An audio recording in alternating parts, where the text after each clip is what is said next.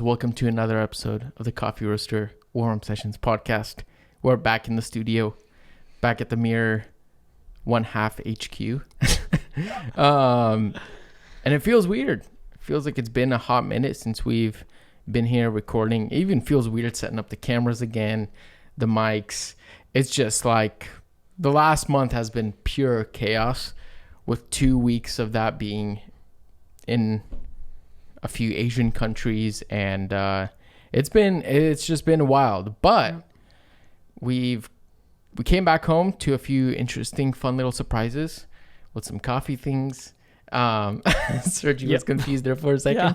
But that all being said, we have some new coffees on the way, so some exciting stuff coming, which I think you guys will all enjoy.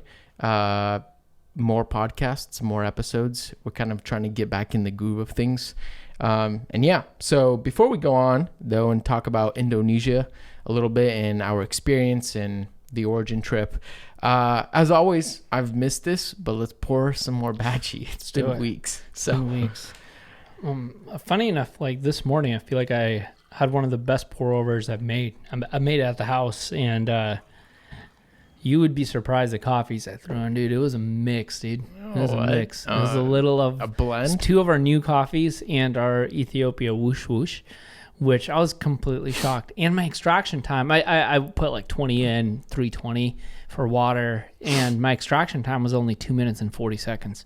It was a tasty brew. It was completely caught off guard by that. So strange. It was super strange. It was weird. With that said, like those two new coffees are going to drop soon. And then I think we're going to have our biggest menu since we launched. Yeah, it's scary. Yeah. We're gearing up for a lot of coffees. Folks have been thinking that we're quiet. We're not quiet. We're just working in the back. Yes, we're quiet, but we're working. Fair. Don't assume that we're just sitting on the sidelines. Yeah. So we have a lot of fun stuff coming up. So it should be good. I mean, just give it a sniff. It's hot. Okay. Haribo Peach. Peach? Yeah, it's almost like the peach rings. Almost like the peach rings. Or is it her? I'm not stuffing my pronouncing face right into the craft because I'm trying to get as much aroma as possible. Much peach as possible. I need to look it up. Folks are probably listening to me say that and making fun of me because I don't pronounce it right. I mean, lots of interesting fruit. Lots of fruit. It has this delicacy to it. Mm-hmm. Folks, this is an Ethiopia natural. Oh yeah. By the way, this is what I'm talking about. Have you had these before? Oh, of course. It's been a while though. Yeah, those are great. It's been a while. That's what it smells like, dude. 4-ounce bag at Target, $1.99. That's a deal. That's a deal. Oh yeah, yeah. Dang. Straight up. Yes, 100%. Yeah, like I just got a hit and I'm like, that's the only thing that crossed my mind. Yeah. Yeah, very, very, very interesting. Like lots of interesting fruit. Delicate, I think, or soft or gentle. Soft, yeah. But soft doesn't mean that it's not punchy or intense. Mm-hmm. It just has this, like, I don't know, delicacy to it, which is probably coming from because this coffee is like pretty lightly roasted. Yeah. I mean, this might be controversial, but it's too light for me. Oh boy. I mean, maybe Why? Borderline. It's like, gosh, I don't know. Maybe I'm wrong. We'll cup this after the podcast. Later, yeah. So, I mean, but it's definitely light. It's definitely airy, gentle. Maybe I take that back. It's just very, very light. Yeah, yeah.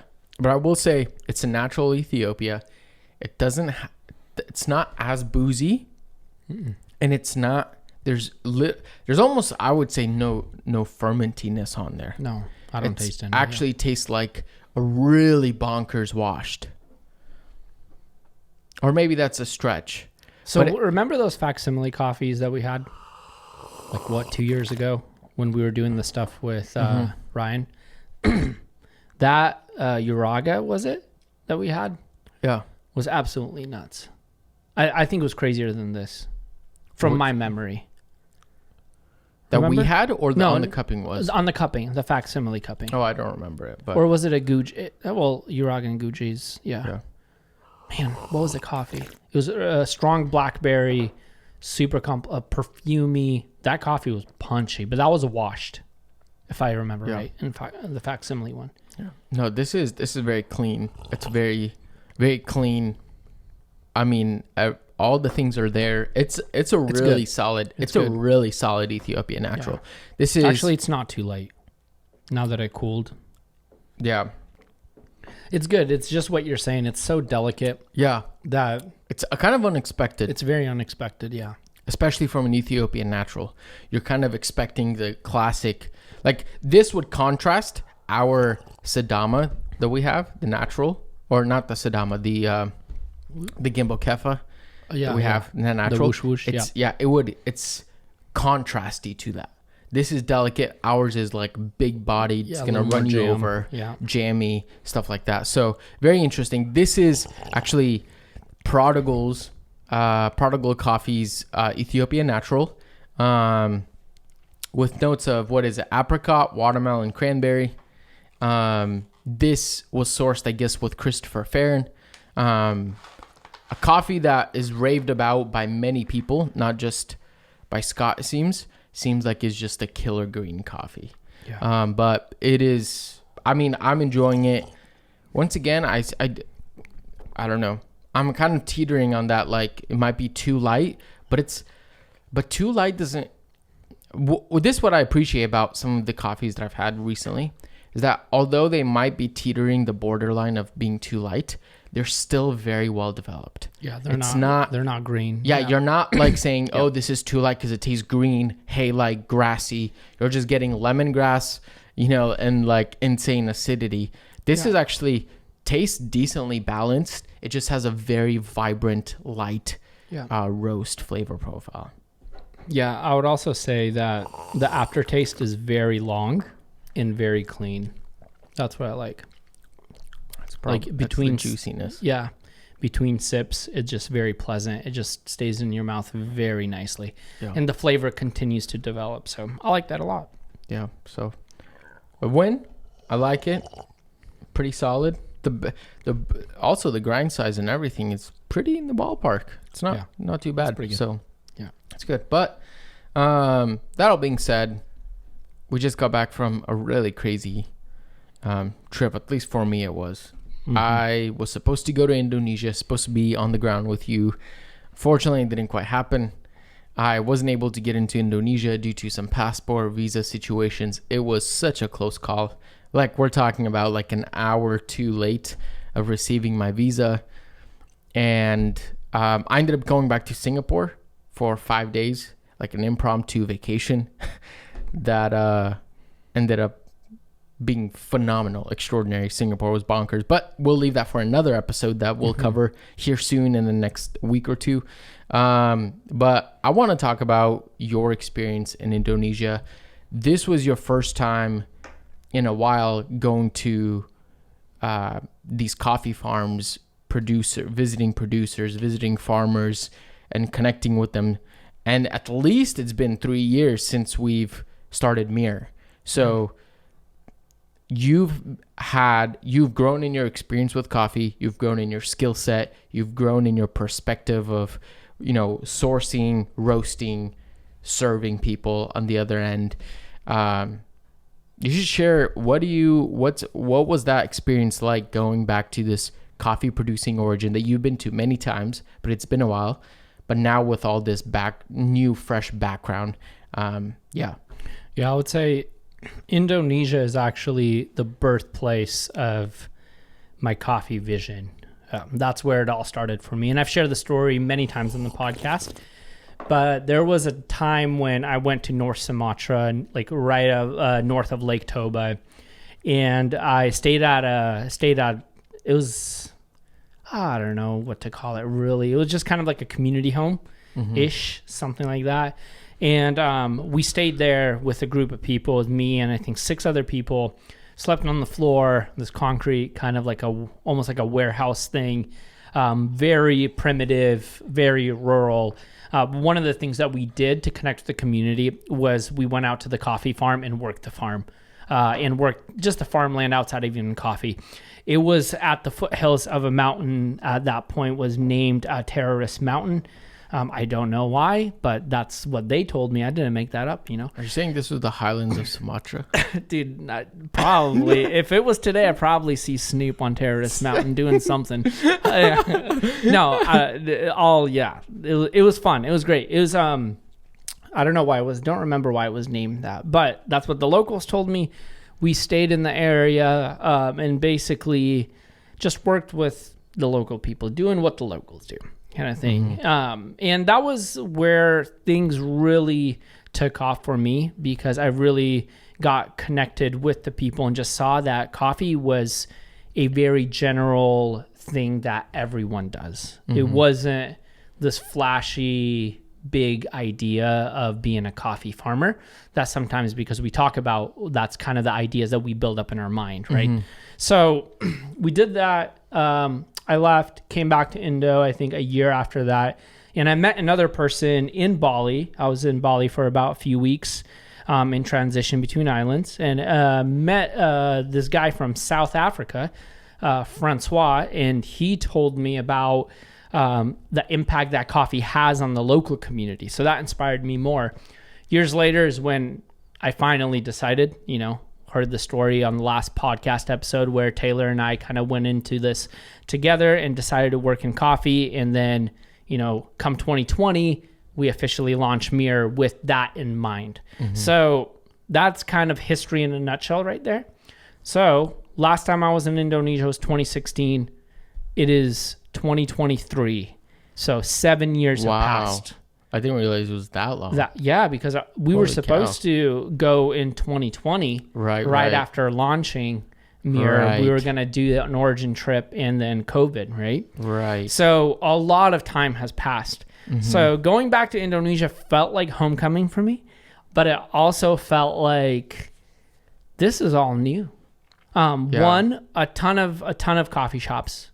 I've never seen how prosperous the coffee community is, and how this coffee scene as a whole was just blowing up. And two, visiting a coffee farm with a specific mindset of learning from the coffee farmer was very different than going to North Sumatra and just staying at a community house and kind of witnessing how coffee farms are. You know what I mean? Perspective is completely different. The questions I asked were different. What I looked for was absolutely different perspective. So with all of that said, I just went in with learning, with a learner's heart, like a teachable heart, and be like, how much can I take on, and what can I receive from this to understand what is happening at origin? So there was a lot, just a ton. A few things I already shared with you, but a few things Taylor and I talked about on the last podcast. Which, if you haven't listened to the last podcast episode, please do. Taylor has been there, over 10 years? Yeah. He knows the locals, the community, the villagers, and this is as close to the source podcast episode as you can get. It's anyways. Yeah. And if folks follow me on whether it's Instagram or if they follow me on Threads. We haven't even brought up Threads on the podcast. That was for the first. You've probably seen my posts about sustainability, and you've probably picked up on the fact that I had a very big confliction within me about how do wages and sustainability work together. And again, what I want to make clear is this isn't a solution. This isn't a statement that is true for every farmer. I want to avoid blanket statements. This is what I experienced and saw firsthand. This isn't something that I read in a book. This isn't something that I read in an article. This isn't a blog post. And for folks listening, this is going to be secondhand. For me, this is what I saw. You saw, you and I talked about, I went to multiple ceremonies during my stay there. I was on the ground for roughly 6 days, and I went to 2 ceremonies. And the thought process is, even when I went to those ceremonies, I'm like, what does this have to do with coffee? If I'm on a coffee origin trip, Like, why am I going to ceremonies? But the reality is, what I learned is that because one of the main values for a coffee farmer in that area, specifically in northern Lombok, in the Bayon village, the biggest value is these ceremonies. So if we want to invest into farmers, if we want to make sure that we are giving more than just bare minimum for survival, we have to understand, what do farmers want and need? Sure. And how can we give into that instead of bringing our own idea of what we want and need and saying, hey, I want this, so probably you do too. Yes. You know? I think, correct me if I'm wrong, but when we're talking about sustainability, ethical practices, transparency, all this stuff, they seem oftentimes when they're used for marketing, for just communication on blogs, everything, articles, oftentimes they can become terms without any personification. Oh, that's good. Like, they just become like another stat. They become, they'll appear on some graph that people use in a keynote, or they'll appear on a blog post, on an Instagram post, whatever it is. All of a sudden now, it's very easy to just lose sight of the fact that, oh no, we're actually talking about like a humans issue, not just a, hey, here's A to Z, or here's steps 1, 2, 3 of how to be more sustainable. It's like, no, listen, when we're talking about sustainability and ethical practices, or whatever word you want to put in there, what we're actually talking about is, how do we do business better with other people? How do we work together better? That's at the end of the day what it's about. Not simply to get the fair trade label, get this, get that, say that you have transparency and whatever. And when we're talking about how do we do business and how do we work together as humanity that's on opposite sides of the world, we actually have to get to know each other more deeply than the business itself. Mm-hmm. There has to be some understanding of their background, their values, their lifestyle, their capabilities, their resources, their families, their cultural background. That's like part of this whole thing. Like, it's one thing, once again, like, I personally think that writing a check to some nonprofit or to some organization, writing a check that says, hey, I paid $1 more per pound, is the easiest solution. Yeah. Guys, it's the easiest solution. Right. You can easily just mark up your coffee this much. It's not going to hurt you. The end consumer pays for it, and you didn't have to do very much homework. You just abided by some framework that says, hey, you get a pat on the back for doing that. But actually, I think a big part of like what we want to do, which I think is kind of different than what a lot of coffee companies do, is like, we want to be in the know-how of these people's lives and actually understand what are their values so that we can actually contribute to those things. Not just from, hey, well, I'm just going to write you a bigger check. Because as you've noticed, oftentimes that may not be actually the biggest thing that they want or need. And if we're talking about caring for people, that's important. I think just a quick, because we don't have much time, just a quick, I think, throwback to my trip to Guatemala, where I met with Jorge Mendez, which his coffee is already landed, new fresh harvest, guys. It's coming. Yes. It's exciting. And for those waiting for the video about Jorge Mendez, it's going to drop with the coffee. This will be an experience. Let's go. But the thing there was like, I was like, great. I can see his operation. I can visit his family. I can get a literal visual picture of where this coffee comes from. And the crazy thing was, he, in response, was like, hey, thanks for buying my coffee, but I also want to make sure that I'm growing and producing the coffee that you like and the people that drink your coffee like. Mm-hmm. And that was a huge, huge perspective shift, because now there was a farmer and producer who said, you're buying my coffee, but it's my responsibility to make sure I take care of you and know your values, know what you need, so that we can continue this relationship. Yeah. That, I'll tell you guys, there's no amount of contracts, there's no amount of money, there's no nothing that can pay for something like that. Exactly. And I'm glad that you brought up two things. One, I want to touch base on the fact that you said money is the easiest. I don't want to add words to what you said, but it's sometimes is a cop out because it's a very easy solution. I also want to add to that oftentimes. That's not a bad thing. It's like not. Yes. Writing a check is a good thing. Yes. But I think what I want everyone to hear is that is the beginning. Yes. That's the floor. That's what we want to start at. Again, our partner in Sulawesi, Brett and Sasola Coffee are paying extra for Indonesian coffee. Much extra. A lot of extra. Yeah. And it works, and it's a good thing.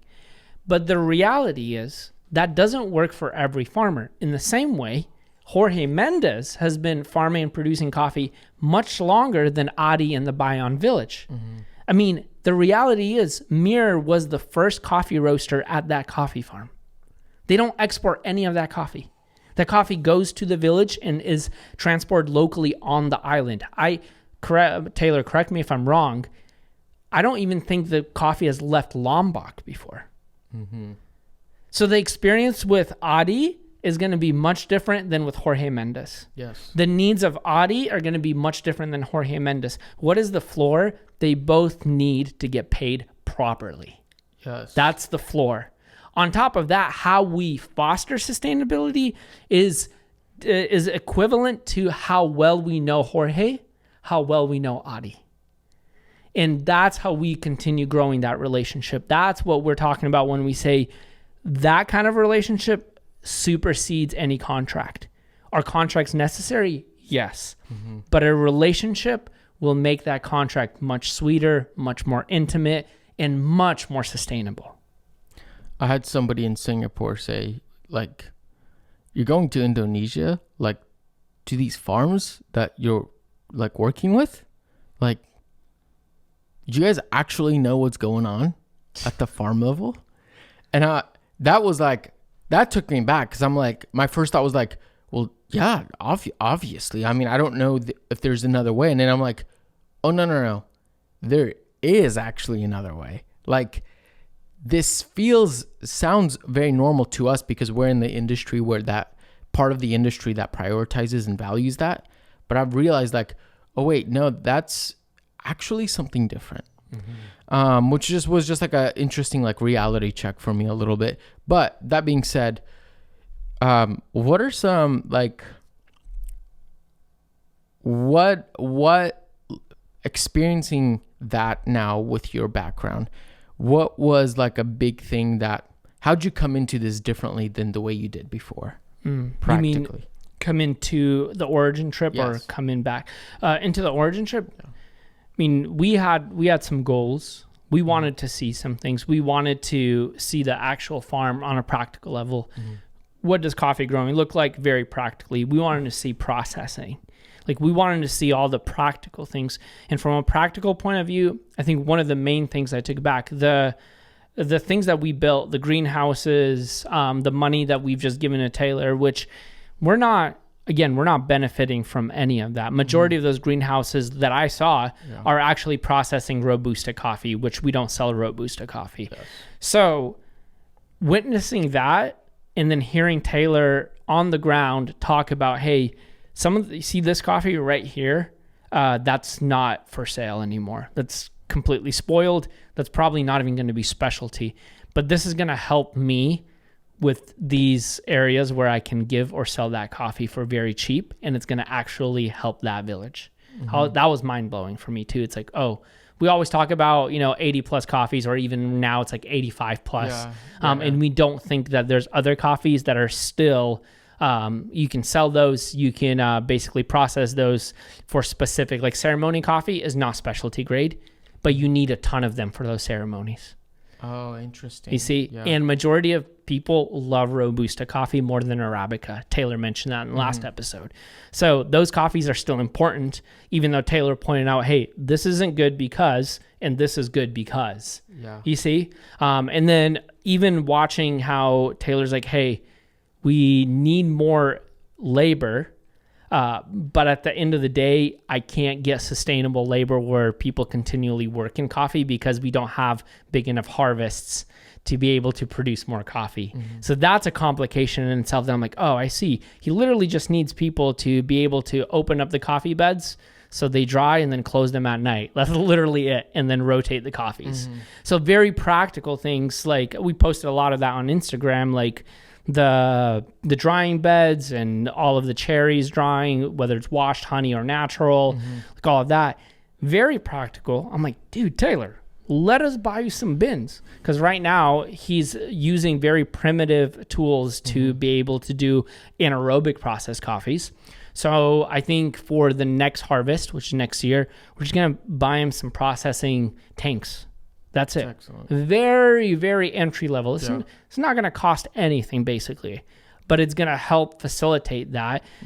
But again, just us helping in that very practical way doesn't solve the solution, or isn't a solution, a full solution to what I see as needed on the ground there. And that's, hey, the harvest has to be big enough so that you can employ more people. So then in return, you can sell more coffee. It's all a trickle effect. You see what I mean? So hopefully we'll see that change. We'll see them produce more coffee. One of the things that Adi said at the farm level was very cool. It hit deep for me. He was like, I look at this farm and I really want to pass on this farm to my kids. That's his goal. I'm like, sick. I love that. I love generational stuff. But then he kind of pauses and says, but at the end of the day, I understand that God in this land has to yield the harvest. He's like, I'm almost at this mercy of saying, man, I hope it happens, and I'm going to do everything possible to make it happen. And he was like, I really hope that this coffee continues to grow and continues to produce, because I really want to see my family continue to do this for generations. And that's when I was like, hey, can I plug something? Can I tell you, like, hey, Mirror is all about reflecting what's good. Part of this farm is good. And I'm like, if we ever buy your coffee, I really hope that we can reflect this heart and desire of yours to create long-term sustainability. But also for Adi, working the coffee farm is a form of spiritual worship. So I'm like, we want to reflect your whole heart here. Physically, spiritually, emotionally, mentally. We want to make sure that people know that when we get this coffee is just going to shine what you are wanting to do and what you're doing on the ground. I believe that's what we mean when we say that writing a check is the floor. Is that I hope that we can do coffee work in a way that benefits everybody and that sees all people, so that people like Adi can feel seen and understood at the origin level. And for him, actually, and maybe you can correct me if I'm wrong, but for him, just writing a bigger check may not communicate that as much as saying, hey, we're going to help you pass this down to future generations. We want to co-labor with you on this. Or to say, hey, you feel free to go to the ceremony. And for him, that's what communicates that care and him being seen, maybe more than what we in the Western world think that writing a bigger check does. But that's not to say that we shouldn't in the first place. Right. It's a both and. That's where I think we do want to reflect what's good. Like, we do think that storytelling is part of sustainability. We do think that visiting origins is beneficial. We do think that even when we aren't buying his coffee, we're still willing to visit him, that's still valuable, that going to a ceremony is still valuable. All these things that you don't really hear get talked about in the coffee industry, because it's still just solely kind of almost boxed into just transparency and pricing. We don't hear about the ceremonies. We don't hear about Jorge's plans to build a church for his local community. We don't hear about, you know, all these things that you actually hear over the table, over a cup of coffee, Right. over you know, some soup, or Jorge Mendes when he took out these big jugs of honey that come from Coffee Blossom Honey and was like, dude, take some home, please. Like, yeah. It's a lot. And again, I know some folks will critique going to Origin. Mm-hmm. And I know sometimes folks critique the fact that, hey, I took a ton of photos. Mm-hmm. I get it. But what I hope is that this episode transcends that critique, because folks can hear our heart behind storytelling. Mm-hmm. We get it. Pictures are great for marketing. We get that. We also know that side. Yeah. But I think what we care about more is that you look at these photos and you get to experience a little bit of what it felt like for me Mm-hmm. to put on their ceremony garb, their head wrap.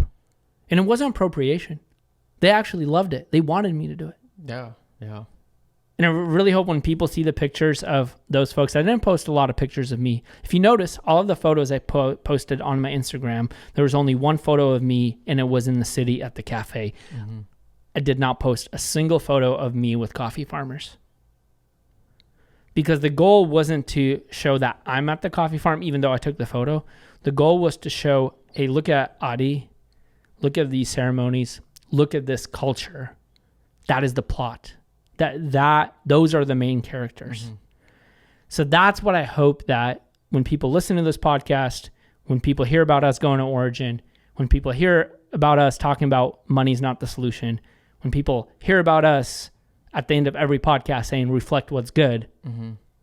that is what I want people to hear and experience. I think there's some,